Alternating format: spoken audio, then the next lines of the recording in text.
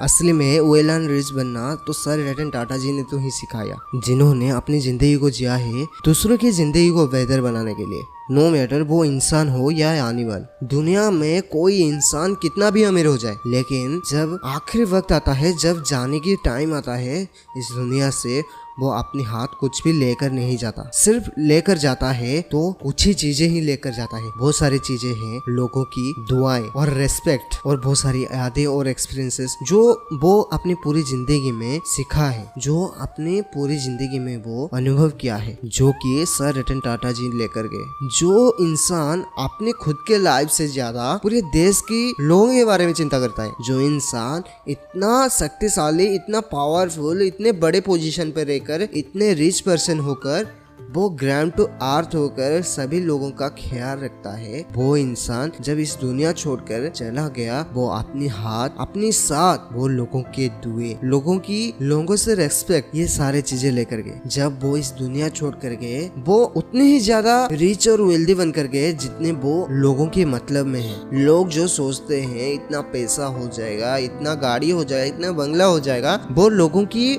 प्यार में, लोगों की याद में वो बस गए। आज देश ने अपना रतन खोया है, ऐसा लगता है कि कोई अपना चला गया है। ओम शांति। किसी ने बड़ी कमाल की बात कही है कि मैं सही फैसले नहीं लेता, मैं फैसले लेता हूँ और उसे सही कर देता हूँ। आइए मैं आज आपको एक कमाल की बात बताता हूँ। ये बात किसने कही है? ये बात सर रतन टाटा जी ने कही है। देखिए, आज हम इस वीडियो में सर रतन जी टाटा के बारे में ऐसे चीजें जानेंगे जो कि आपको इंस्पिरेशन देगी। वो अपनी जिंदगी में कुछ दुनिया से लेकर गए या ना गए, पर लोगों से वो दुआएं, आशीर्वाद लेकर गए। लोगों की जो अपने दिल से जो आता है ना कि एक इंसान को अपना भगवान मानना, वो उनको बहुत सारे लोग अपने भगवान मानते हैं। वो ऐसे इंसान है जिसका कंट्रीब्यूशन ये जो मानव समाज है, ये जो पशु पक्षी भी जाते हैं, इंसान हो या एनिमल हो, जो कोई भी चीजें हो, उनका जाने से सभी चीजें, आज हम इस वीडियो में उनके ऐसे बातों के बारे में जानेंगे जिसको जानने के बाद हम अपनी जिंदगी को पूरी तरह से बदल सकते। साल 1937 में रतन टाटा जी बॉर्न हुए थे मुंबई में। उनका लाइफ उतना ऑर्डिनरी पीपल जैसे नहीं था। वो एक रिच फैमिली से बिलोंग करते थे। उनका पेरेंट्स, उनका जो फैमिली था वो बहुत सारे इंडस्ट्री में इन्वॉल्व था, बहुत सारे बिजनेसेस में इन्वॉल्व था, पर उनका जो चाइल्डहुड था वो उतना ही अच्छे से नहीं गया था। उनका चाइल्डहुड बहुत चैलेंजिंग दौर से गया था। वो जब छोटे थे उनके माता पिता सेपरेट हो गए थे, उनका डाइवोर्स हो गया था। रतन टाटा जी अपने ग्रैंड मदर, अपने जो दादी थे, उनके परवरिश के साथ साथ ही वो बड़े हुए। जो उनके सोर्स ऑफ स्ट्रेंथ थे, वो अपनी बहुत सारे सेमिनार्स में, बहुत सारे जगह पर उन्होंने कहा है उनके लाइफ पर जो भी चेंजेस आया है, जो भी उनके कैरेक्टर में ह्यूमैनिटी है, जो भी उनके कैरेक्टर में चेंजेस आए हैं, उनके लाइफ में, कैरियर में चेंजेस आए हैं, वो सारी चीजें उनके दादी के वजह से आए हैं। उनके सारी चीजें अपनी दादी से सीखे हुए एक्सपीरियंस से आए हैं। वो अपनी जो स्कूलिंग था वो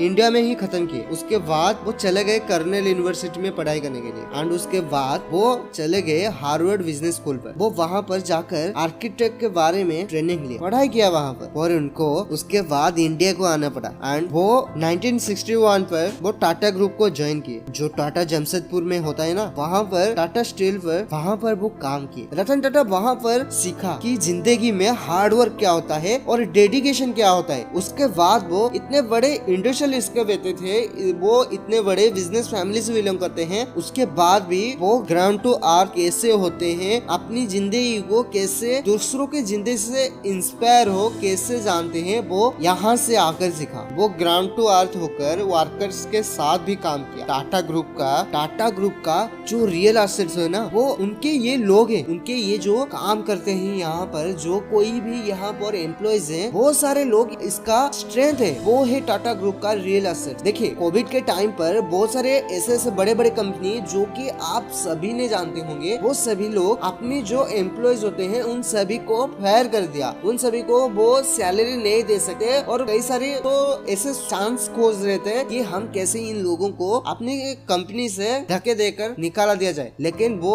चांस नहीं पा रहे थे। लेकिन जब बहुत सारे कंपनी चांस पाए, वो अपनी सभी एम्प्लॉइज को वो फायर कर दिए। लेकिन ये जब कोविड का टाइम था, टाटा ग्रुप एकलौता ऐसी कंपनी है, ऐसे ग्रुप है जिन्होंने अपनी हर एम्प्लॉय को वो अच्छे सैलरी के बाद भी वहाँ पर काम करने के लिए रखा। अपनी फ्रेशर्स को, जहाँ पर फ्रेशर्स आते हैं काम करने के लिए, वहाँ पर फ्रेशर्स को ना निकाल कर उनको फर्दर अपनी कंपनी में काम करने के लिए रखा। इनका सोचो कंट्रीब्यूशन क्या है हमारी जिंदगी में। हम जो खाना खाते हैं वहाँ से लेकर व्हीकल चलाने तक इनका कंट्रीब्यूशन इंडिया के लिए बहुत है। इन्होंने बहुत बड़ी बड़ी अचीवमेंट्स पाए हैं। टाटा कंपनी का बहुत सारे ऐसे हॉस्पिटल से, बहुत सारे ऐसे कैंसर हॉस्पिटल से जो कि फ्री ऑफ कॉस्ट है, जिनके बदौलत बहुत सारे ऐसे गरीब इंसान, गरीब लोग अपनी इलाज कर पाते हैं। हाँ, रतन टाटा आज दुनिया में नहीं रहे, लेकिन हर इंडिया की हर इंसान के दिल में उनके एक याद बने रहेगा। उनके बारे में मेरे मुंह से कहना